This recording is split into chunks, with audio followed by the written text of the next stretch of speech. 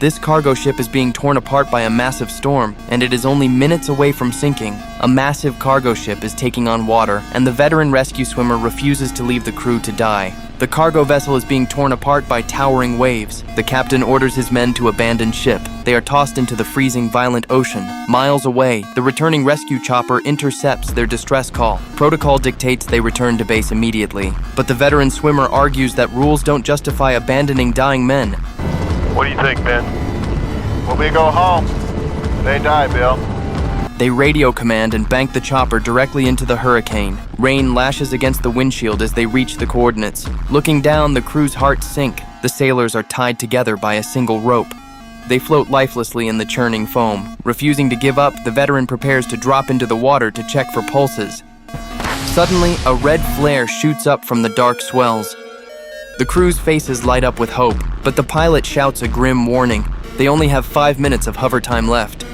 The veteran leaps into the freezing sea. He swims through the massive swells and reaches the survivor. He straps the terrified man into the rescue basket. The winch begins to pull him up. Then disaster strikes. A monstrous rogue wave rises from the deep. It carries a massive steel shipping container right at the chopper. The metal box smashes into the tail rotor. Sparks fly as the helicopter spins out of control. It plunges into the ocean with a deafening crash.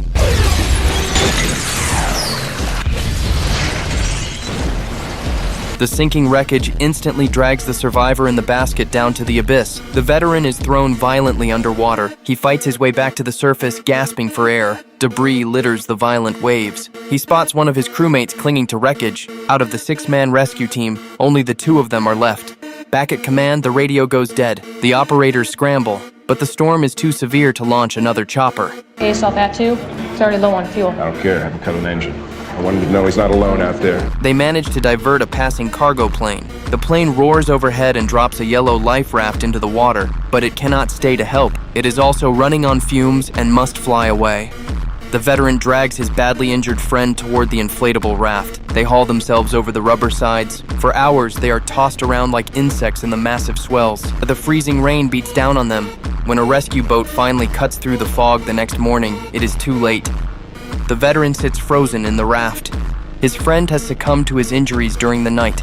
He is the sole survivor of the doomed mission. The tragedy shatters the veteran's spirit. Haunted by the faces of his lost crew, he decides to quit. But his commander refuses to accept his resignation. Instead, he is transferred to the Coast Guard Training Center. He must now face a new challenge, teaching the next generation of rescue swimmers.